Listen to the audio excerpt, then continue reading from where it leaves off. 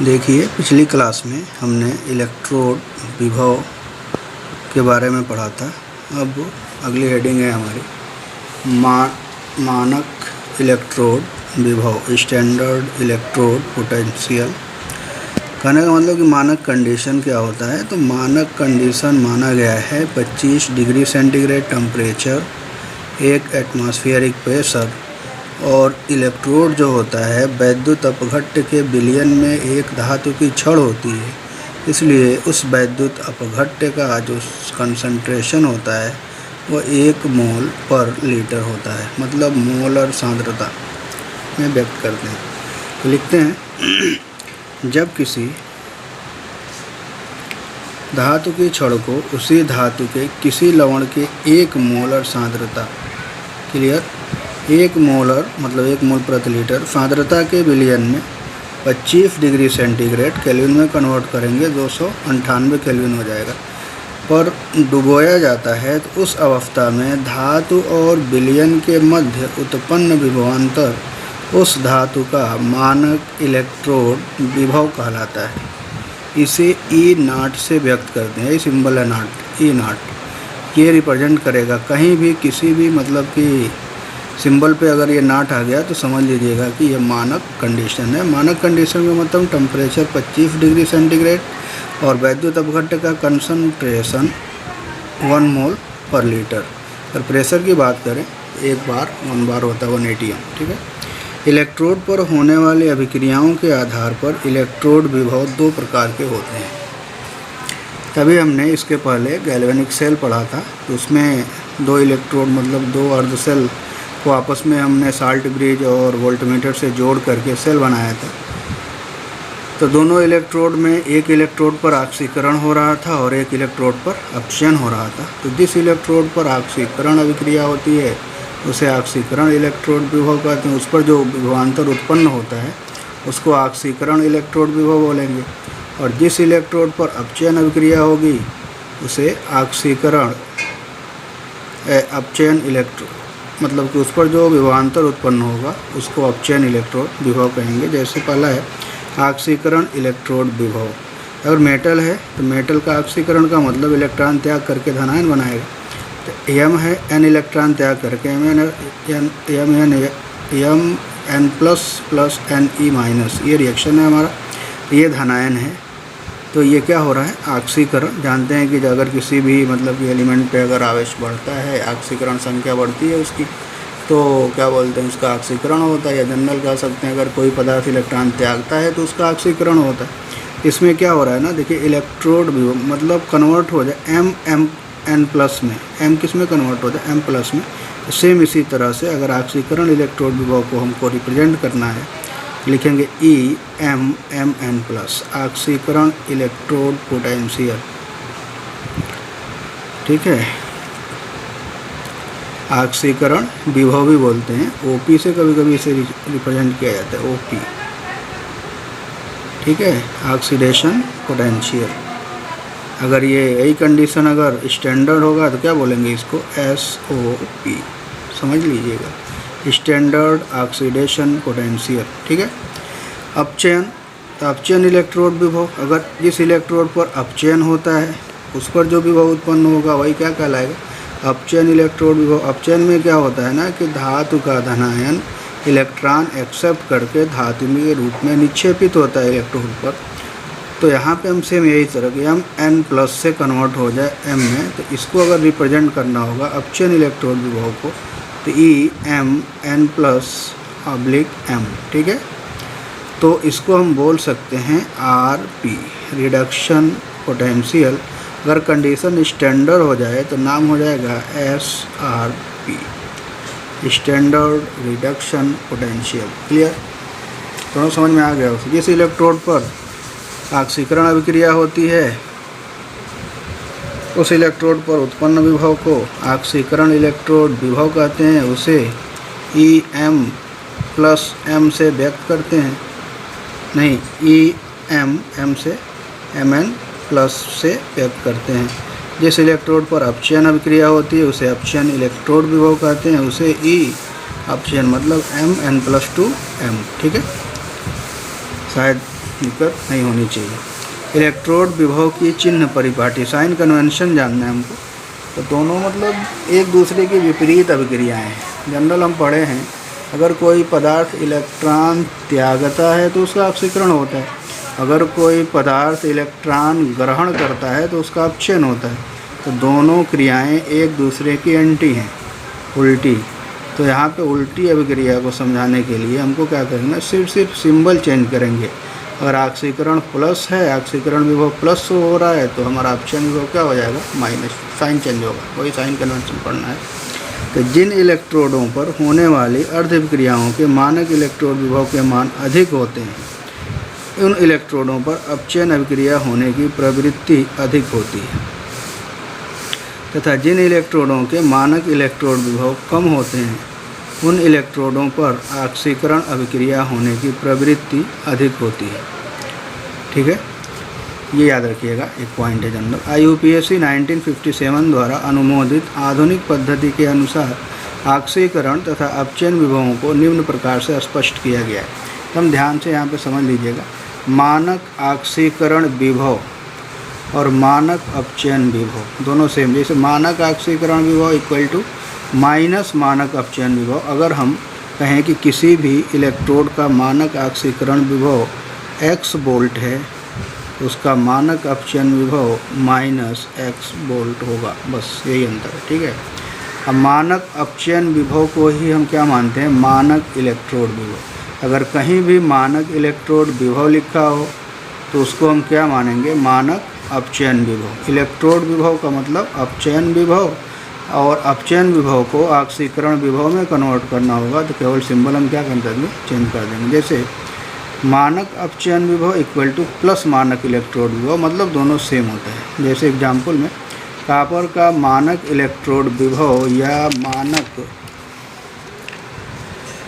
अपचयन विभव plus 0.34 volt होता है, अतः कॉपर का मानक ऑक्सीकरण विभव माइनस 0.34 वोल्ट होगा। क्लियर, ये प्लस है तो किसी का हो गया माइनस, कोई दिक्कत नहीं होना चाहिए। अगला है वैद्युत वाहक बल या सेल विभव, किसे कहते हैं, EMF, इलेक्ट्रोमोटिव फोर्स। एक वैद्युत रासायनिक सेल, गैल्वेनिक सेल जो भी पढ़े में 2 इलेक्ट्रोड होते हैं। इन दोनों इलेक्ट्रोडों के विभव के अंतर को वैद्युत वाहक बल या सेल विभव या सेल वोल्टता कहते हैं। इसे ई सेल से व्यक्त करते हैं। ई कैथोड माइनस ई एनोड, मतलब जिस इलेक्ट्रोड पर अपचयन होगा उसको हम कैथोड बोलते हैं, और जिस इलेक्ट्रोड पर ऑक्सीकरण होता है उसको हम एनोड बोलते हैं। तो E cell equal to E cathode minus E anode, ध्यान से समझिएगा। कैथोड का विद्युत वाहक बल माइनस एनोड का विद्युत वाहक बल। लेकिन ये जो विद्युत वाहक बल है, ये इलेक्ट्रोड विभव भी इसे बोलते हैं, विद्युत वाहक बल को भी इलेक्ट्रोड, मतलब कैथोड इलेक्ट्रोड का विभव माइनस इलेक्ट्रोड क्या बोलते हैं, माइनस एनोड इलेक्ट्रोड का विभव। ये जो विभव है ना, ये मानक अपचयन विभव, ध्यान रखिएगा, मानक अपचयन विभव या इलेक्ट्रोड विभव को हम क्या बोलते हो, मानक अपचयन विभव। अगर कॉपर जिंक सेल की बात करें, गैल्वेनिक सेल जो पढ़े हैं उसमें, तो E cell equal to E Cu से Cu+2 और प्लस ई Zn+2 से Zn, ऐसा भी हो सकता है। या E cell equal to E Cu से Cu+2 माइनस ई Zn से Zn+2।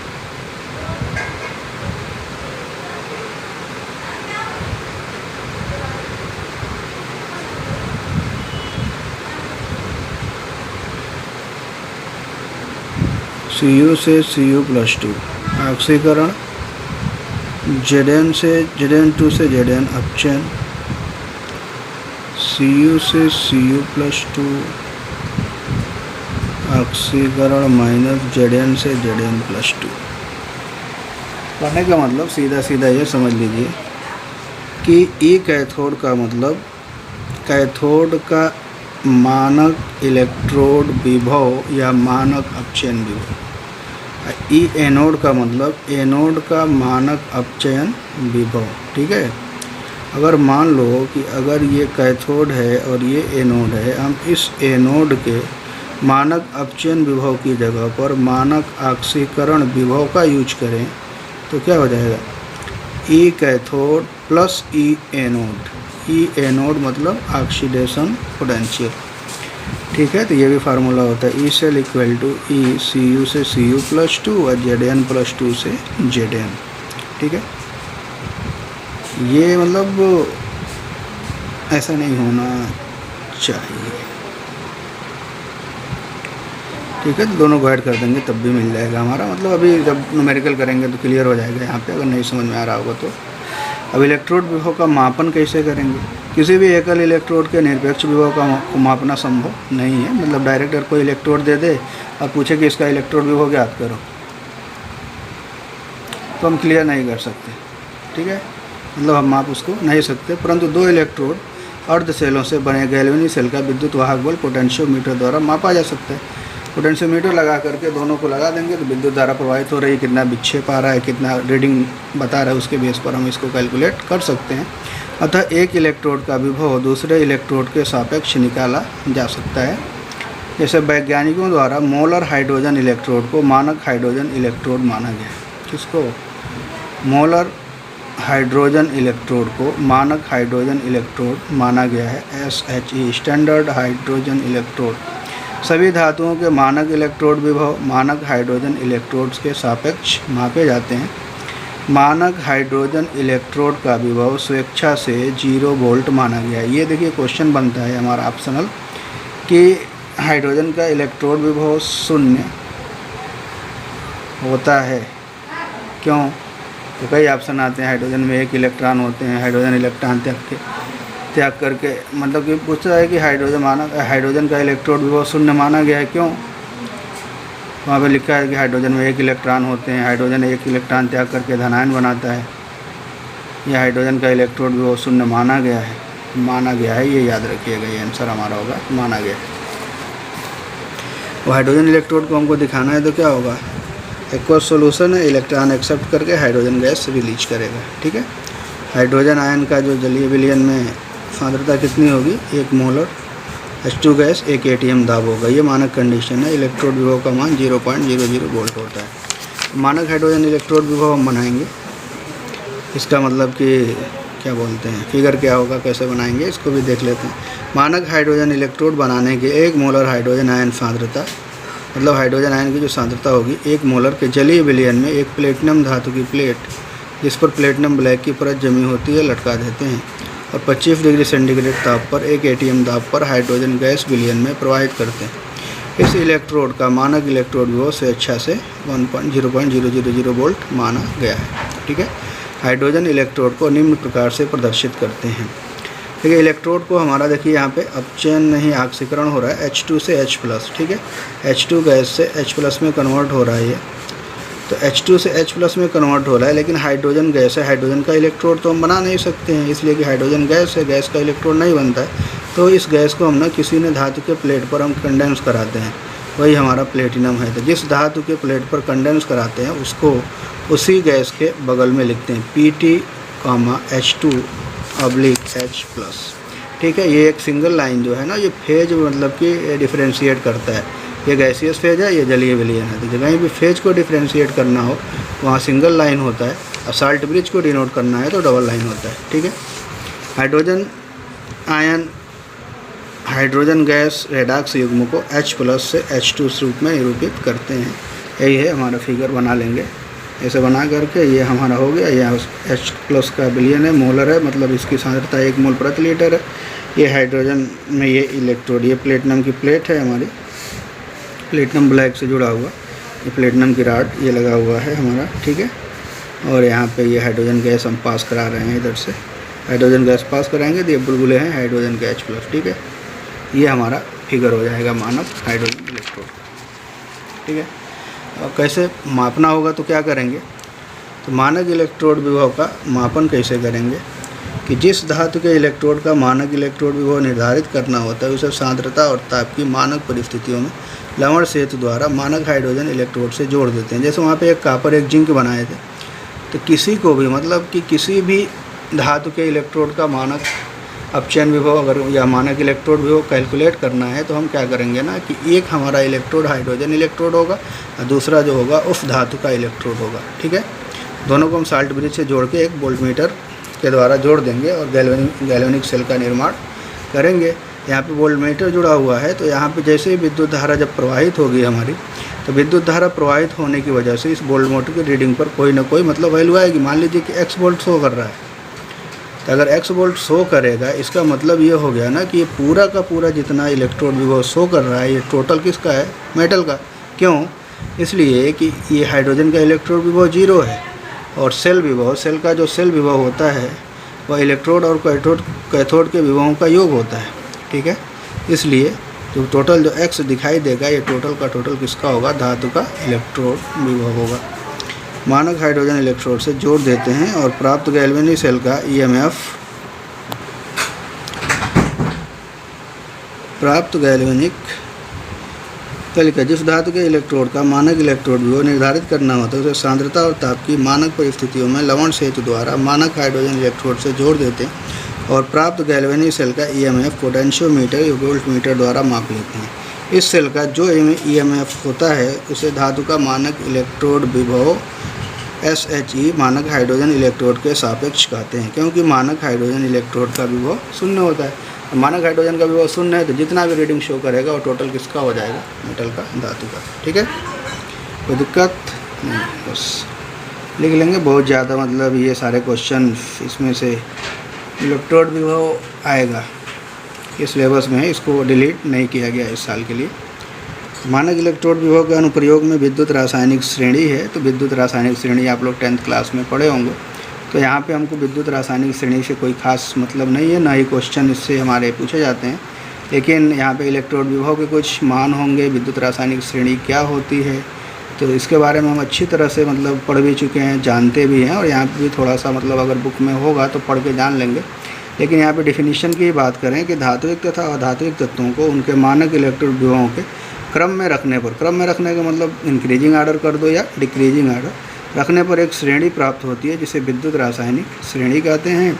IUPAC पद्धति द्वारा मान्य आधुनिक पद्धति के आधार पर मानक अपचयन विभव ही मानक इलेक्ट्रोड विभव माने जाते हैं। इसके पहले बता चुके हैं, मानक इलेक्ट्रोड विभव का मतलब ही होता है मानक अपचयन विभव। ये हमारा टेबल है, देख लेंगे, बना लेंगे, याद भी होना चाहिए, इसलिए कि मैक्सिमम क्वेश्चन इससे मतलब कि बनते हैं कंपटीशन में भी, यहाँ भी पूछा जा सकता है। तो ये मतलब अलग अलग बुक्स में अलग अलग एलिमेंट्स होते हैं, जितनी ज़रूरत थी उतने एलिमेंट्स यहाँ पे दिए हुए हैं। ये टोटल सिर्फ धातुओं के लिए है। तो लिखा हुआ है कि धातुओं के मानक इलेक्ट्रोड विभव या मानक अपचयन विभव 25 डिग्री सेंटीग्रेड पर, ये जो है ना इस साइड में ये इलेक्ट्रोड अभिक्रिया लिखी हुई है और इधर हमारा इसका इलेक्ट्रोड विभव दिया गया है। ठीक है, तो यहाँ पे मतलब याद तो ऐसे ही कर लेंगे कि lithium, potassium, barium, strontium, calcium, sodium, magnesium, aluminium, manganese, zinc, chromium, Fe, Cd, CO, Ni, Sn, Pb और H2। नीचे क्या है? Copper, Hg, Ag, Pt, Au, सिर्फ धातुओं के लिए है। तो ये मतलब कि हमारा पूरा टेबल है और इस टेबल के बेस पर इसकी प्रॉपर्टी भी है कि पढ़े भी हैं कि जिन तत्वों का स्थान विद्युत रासायनिक श्रेणी में ऊपर होता है वह अधिक सक्रिय धातुएं होती हैं, उनका अपचयन विभव अधिक ऋणात्मक होता है, मतलब कम होता है। वे प्रबल अपचायक होती हैं, अपचायक का मतलब आसानी से इलेक्ट्रॉन त्याग देती हैं। तो अगर क्रम की बात करें ऊपर से नीचे की ओर आते हुए, तो यहाँ पे क्या होगा क्रम? धातु आयनों की अपचयित होने की बढ़ती हुई प्रवृत्ति। ऊपर से नीचे आएंगे तो धातु आयन का अपचयन होगा, ये अपचयित होने की प्रवृत्ति है। ठीक है, धातु आयनों की इलेक्ट्रॉन ग्रहण करने की बढ़ती हुई प्रवृत्ति। ऊपर से नीचे आएंगे तो इलेक्ट्रॉन आसानी से ग्रहण करेंगे। तो ये रिएक्शन हमारा उल्टा है, ध्यान समझ, लिथियम से ये अपचयन हो रहा है। ठीक है, प्लस से लिथियम, तो जिसका अपचयन होता है ना, जिसका इसी का मतलब लिथियम का यहाँ पे अगर उल्टा रिएक्शन देखें तो लिथियम का ऑक्सीकरण हो रहा है। ऑक्सीकरण हो रहा है तो ये प्रबल अपचायक होगा, लेकिन यहाँ पे लिथियम आयन का आयन लिखा है ना, तो ध्यान से दीजिए ना, लिथियम मत समझ लीजिएगा, इसको थोड़ा समझेंगे। धातु आयनों की अपचयित होने की बढ़ती हुई प्रवृत्ति, ऊपर से नीचे की ओर जितना हम जाएंगे तो धातु आयन का अपचयन उतना आसानी से होगा, ठीक है। लेकिन अगर धातु की बात करें तो धातु के ऑक्सीकृत होने की बढ़ती हुई प्रवृत्ति,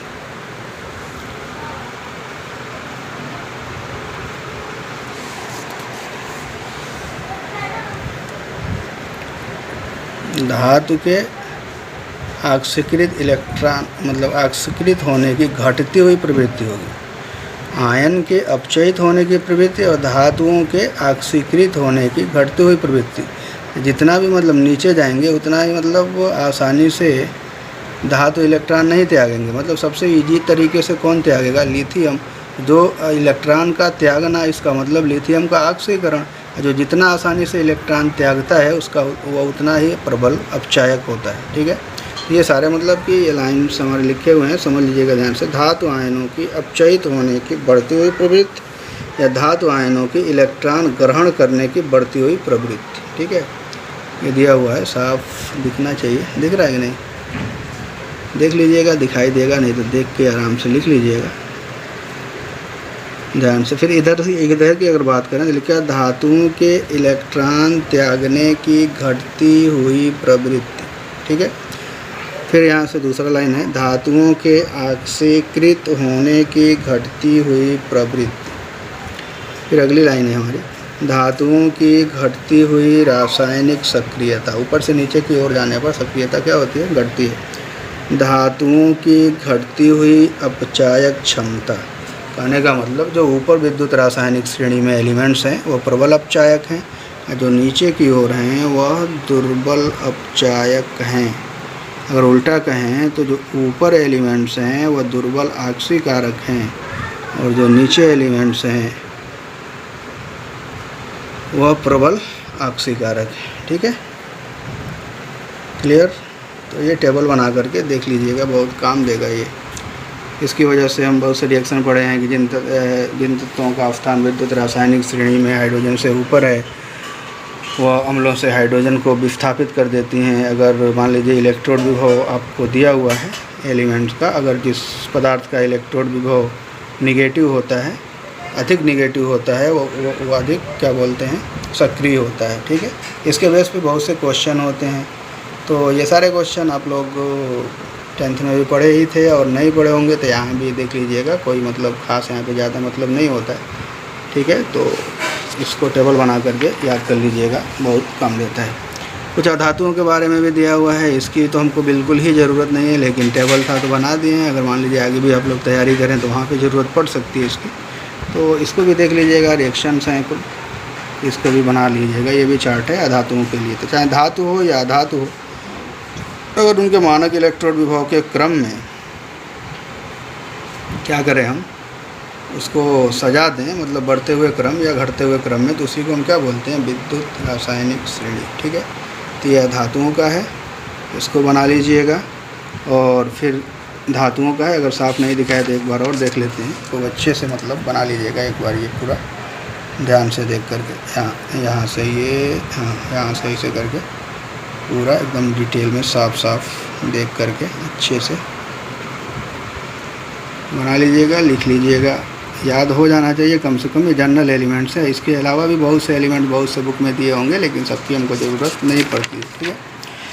अब हम चलते हैं स्वतः प्रवर्तित तथा स्वतः अप्रवर्तित रेडॉक्स अभिक्रिया के बारे में पढ़ने जा रहे हैं। और यहाँ पे हमको एक थोड़ा सा मतलब कि थर्मोडायनेमिक्स पढ़े हुए हैं फर्स्ट ईयर में, तो उस पर मतलब कि यहाँ पर तो सेकेंड ईयर में बिल्कुल उसकी कोई ज़रूरत नहीं पड़ेगी, मतलब पढ़ाना हमको नहीं है, हम पढ़ के आए हुए हैं फर्स्ट ईयर से। इसलिए थर्मोडायनेमिक्स में जो गिब्स फ्री एनर्जी हम पढ़ें उसके बारे में हमको जानकारी होनी चाहिए कि गिब्स फ्री एनर्जी क्या होती है। वैसे हम कोशिश करेंगे यहाँ भी थोड़ा सा क्लियर करेंगे, लेकिन अगर आपको ज़्यादा नहीं समझ में आ रहा होगा तो थर्मोडायनेमिक्स का जो नोट्स है पिछले क्लास का, उसको पढ़ के ध्यान से पढ़ लीजिएगा तो ज़्यादा समझ में आएगा।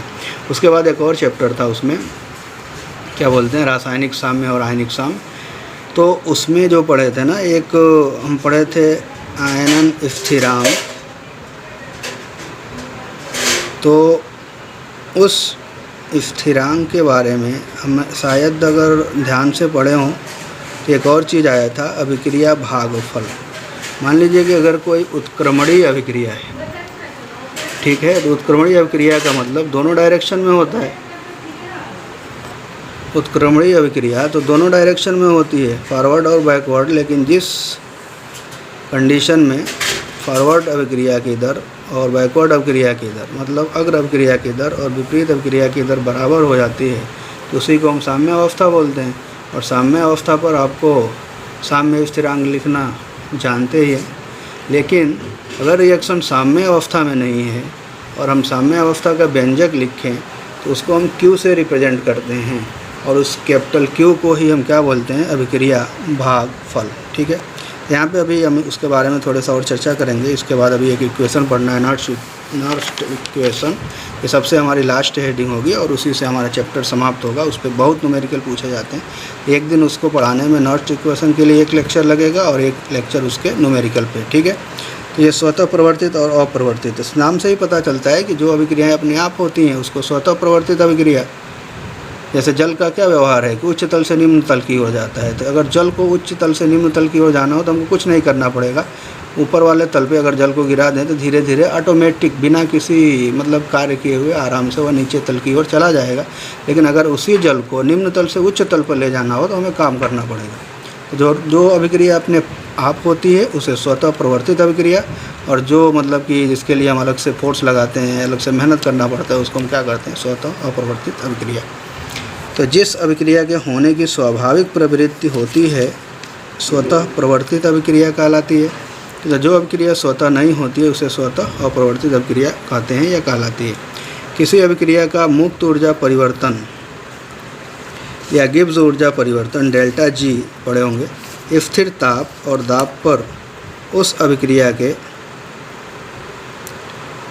अभिक्रिया से उपयोगी कार्य की जो अधिकतम मात्रा उपलब्ध हो सकती है उसे प्रदर्शित करती है। मतलब कि किसी भी सिस्टम के द्वारा जो उपयोगी कार्य किया जाता है उसी को हम क्या कहते हैं, डेल्टा जी।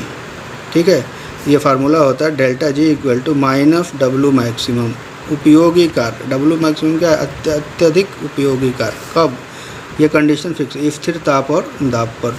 स्वतः प्रवर्तित अभिक्रिया के लिए ये कंडीशन होता है, पढ़े भी होंगे। स्वतः प्रवर्तित अभिक्रिया के लिए डेल्टा जी का मान ऋणात्मक, delta G equal to negative मिलता है तो रिएक्शन अपने आप होगा। लेकिन अगर स्वतः अप्रवर्तित अभिक्रिया है तो डेल्टा जी धनात्मक होगा, अर्थात डेल्टा जी का मान 0 से ज़्यादा हो जाएगा। थर्मोडायनेमिक्स की कॉपी लेकर के एक बार इसको अगर नहीं समझ में आएगा तो समझ लीजिएगा। ठीक है, और डेल्टा जी इक्वल टू 0 हो जाता है तो हमारा सिस्टम क्या होता है, इक्विलिब्रियम में आ जाता है। ठीक है, ये सबसे इम्पॉर्टेंट रिएक्शन। इसी पर हमारा एक न्यूमेरिकल, एक नहीं मैक्सिमम न्यूमेरिकल हमारे इलेक्ट्रोकेमिस्ट्री के इसी फार्मूले पे आएंगे। हम डायरेक्ट फार्मूला लिखते हैं इसका। स्वतः प्रवर्तित अभिक्रिया के लिए डेल्टा जी नाट, देखो नाट आ गया, नाट का मतलब कंडीशन क्या हो गया, मानक, और ई नाट सेल में संबंध। सेल विभव है लेकिन कंडीशन क्या है, मानक अवस्था। किसी विद्युत रासायनिक सेल द्वारा किया गया अधिकतम उपयोगी कार्य डब्लू मैक्सिमम, सेल में प्रवाहित कूलामों की संख्या NF, number of electron into 1 mole electron पर आवेश, इसी को ना फैराडे बोलते हैं, और सेल के अधिकतम विद्युत वाहक बल E पर निर्भर करता है। फार्मूला होता है W maximum equal to N into F into E। ठीक है, जहाँ N सेल में स्थानांतरित इलेक्ट्रॉनों के मोलों की संख्या तथा F फैराडे नियतांक है। हम N कैलकुलेट करना आपको बताएंगे, और N कैलकुलेट करना जिसको आ जाएगा उसके लिए न्यूमेरिकल बिल्कुल ईजी हो जाएगा। तो यहाँ पे फार्मूला हमको याद होना चाहिए। हम जानते हैं कि डेल्टा जी इक्वल टू होता है माइनस डब्लू मैक्सिमम, कब, at constant temperature and pressure, इसलिए delta G equal to minus NFE। ठीक है, ये फार्मूला है, यही हमारा मेन फार्मूला है। ये नॉर्मल कंडीशन है। नॉर्मल का मतलब ये होगा, नॉर्मल नहीं, क्या बोलते हैं, जनरल कंडीशन है। Delta G equal to minus NFE, ये फार्मूला मतलब कि डेल्टा जी और विद्युत वाहक बल में यही संबंध होता है, तो बिल्कुल इसको याद रखिएगा। ठीक है, सेल का अधिकतम EMF अभिक्रिया का सेल ई सेल होता है, ई सेल सबसे, मतलब कि ये रिएक्शन हमारा delta G equal to minus NFE cell. ठीक है, कब, जनरल कंडीशन में, जहाँ डेल्टा जी सेल अभिक्रिया का गिब्स मुक्त ऊर्जा परिवर्तन है। मानक अवस्था में delta G not equal to क्या हो जाएगा, NFE नॉट सेल। जहाँ डेल्टा जी नॉट सेल अभिक्रिया का मानक मुक्त ऊर्जा परिवर्तन और ई नॉट सेल अभिक्रिया का मानक सेल विभव है।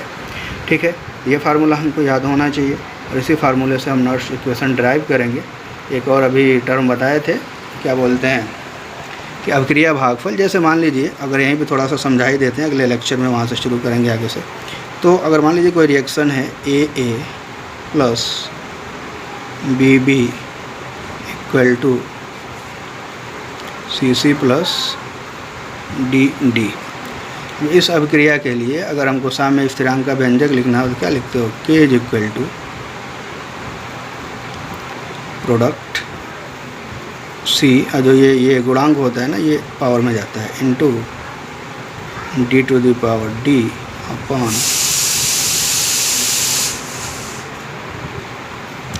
ए to the power A into B to the power B. शायद यही होता है। कब? साम्य अवस्था में,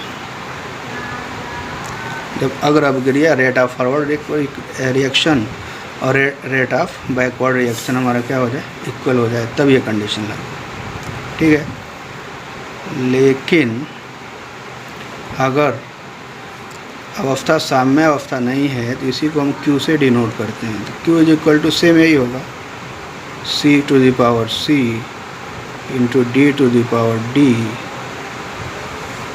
upon A to the power A into B to the power B।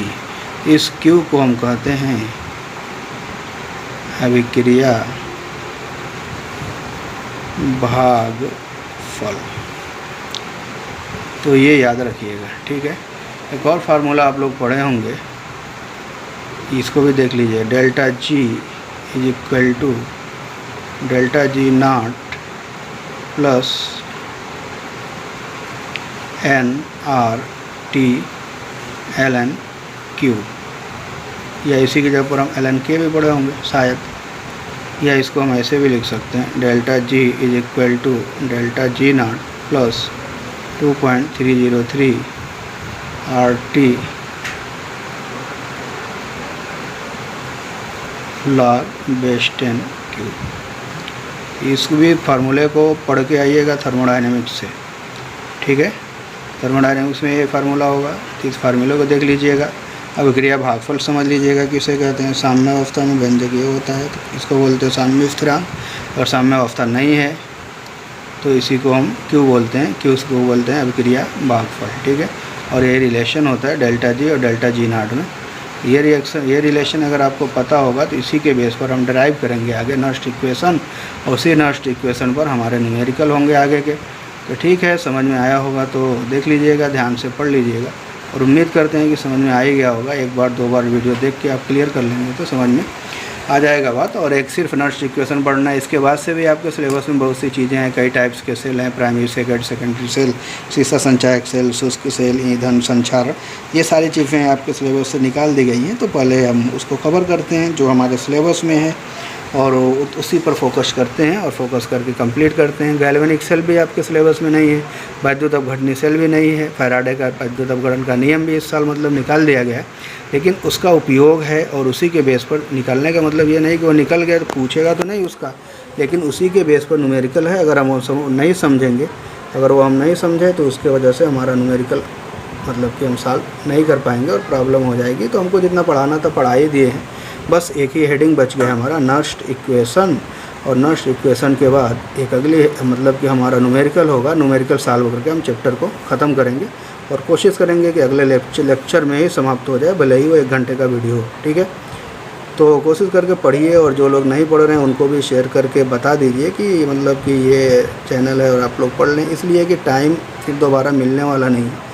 और जब बोर्ड का फॉर्म भरा ही जा रहा है तो एग्ज़ाम तो कन्फर्म है, और सिलेबस कम करने का मतलब ही होता है कि एग्ज़ाम टाइमली होगा। तो बिल्कुल इस मतलब कि उम्मीद में मत रहिए कि एग्ज़ाम हमारा कभी मई में होगा, जून में होगा, ऐसा कुछ नहीं होने वाला है। सिलेबस कम करने का मतलब ही हो गया कि एग्ज़ाम टाइमली होगा, नंबर्स हमारे बढ़ गए। जैसे कुछ चैप्टर्स जो 3 नंबर 2 नंबर के क्वेश्चन आते थे वह हमारे 5 नंबर 6 नंबर के क्वेश्चन पूछे जाएंगे। 3 चैप्टर कम्प्लीटली डिलीट हो गए हैं सिलेबस से आपके, मतलब कि 2 हमारे सेकंड पेपर से हैं और 1 फर्स्ट पेपर से। और मैक्सिमम कार्बोहाइड्रेट से मैक्सिमम टॉपिक्स हमारे बच्चे पॉलीमर नहीं पढ़ना है, दैनिक जीवन में रसायन ये भी चैप्टर था नहीं पढ़ना है, निष्कर्षण पढ़ना था जिसमें भर्जन प्रगलन पढ़ते हैं उसको भी नहीं पढ़ना है।